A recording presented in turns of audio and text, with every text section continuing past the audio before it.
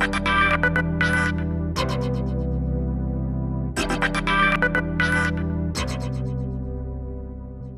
Lieutenant Jill with the LA Times. Reporter Jill Leovy covers the war you rarely hear about, the one being fought in LA's forgotten neighborhoods. They took my child away. They took my child. They didn't have to do that to my child. They didn't have to do that to my baby. An average of 3 people a day are killed here, more than 1,000 a year, like Althea Mizell's son, D'Angelo. I want somebody to know that Marcellus D'Angelo Mizell is my child, and he was a human being, and he didn't deserve what he got. As the creator of the Los Angeles Times blog, The Homicide Report, Leovy fearlessly works LA's toughest crime-ridden communities on a mission to cover every murder in the county in 1 year. You're tracking murders. You're not trying to subdivide it into different levels of violence. The only thing you have to do to qualify is be dead. D'Angelo Mizell was killed last November. A gang member in and out of jail since he was 16, he was gunned down in the streets. I'm not sure of the order, but I believe he got shot in the hip first, and shot in the left side, and probably turned to run, they said, and they shot him in his left ankle. He fell in the middle of 57th and Western, and he was on his back, and this person, this animal, walked up to my child while he was laying there at point blank range, shot him in his eye. An adult black male, he's statistically the most typical LA murder victim. But because of his criminal history, it's also typical that his case will never be solved. It's as if the mistakes of his life have rendered him invisible in death to all but his mother and now Leovy. For me, it's about just making sure his name is written down. I just don't want him forgotten. I don't want anybody to think he didn't matter, because he did. Leovy knows that simple acknowledgement, the mention of a victim's name in her blog, can be the start of the healing process for many families, which may be why she works so hard to report them all.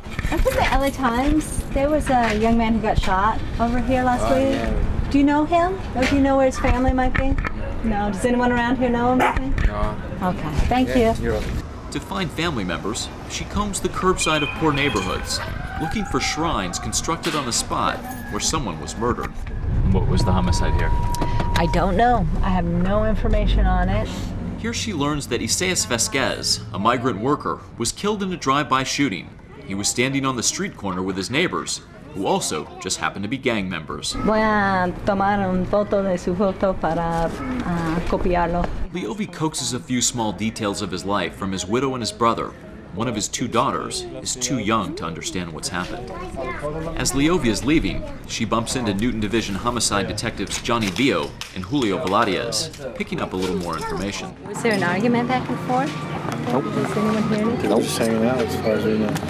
And his family says he was a nice guy. He had no. On a construction He site. it didn't appear as though he was a gang member. He had no tattoos on him. Vio and Velariez have caught 11 of the division's 37 homicide investigations to date, but not one of them has received any news coverage other than Leovy's blog. Every square inch of Newton Division is covered by a gang. Shootings happen here every day, so it's not news. So we don't get the press coverage. Since her work is often the only public acknowledgement a family receives about the death of a loved one, her blog has also become a shrine of sorts, with readers sending notes to the deceased. There's been a couple young ladies who appear to have been pregnant or with newborns when their husbands or partners were killed, and a couple of them who write updates. The baby misses you, here's how the baby is doing. At times, the blog reveals unfathomable heartbreak, like the murder of 19-year-old Michael Presley, buried in the same grave as his father, also murdered years earlier. Or twin brothers, Joel and Noel Velasco, both gunned down only a few yards from each other, but 6 years apart. It's stories like this that Leovy feels both compelled to cover and unable to resist. But why? I was sent to Ground Zero for September 11th. I don't know, I think that probably has to do with why I got interested in homicide. Leovy says after seeing so much death during 9/11 and then returning to LA and covering homicides here, she began to understand the value of her role. You know, I had an appreciation from September 11th of how important it is actually to tell stories. So that lives have meaning? No, to make sense of violence, because it's so really, really isolates the people who it happens to, and we don't tell the truth about it a lot, and it's very, very difficult to be truthful about. Especially the complicated stories like D'Angelo Mizell's, which can reveal more than tragedy, like his family's choice to turn the trouble man's death into life for others by donating his organs. If he never made me proud before, I'm so proud of him. It's for his organ donation. That's beautiful.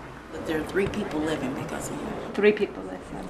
And one of more than 700 stories that might have been lost without Jill Leovy's refusal to let them go. Keep it up and don't stop. We need you. All of us parents and mothers and sisters, we all need you.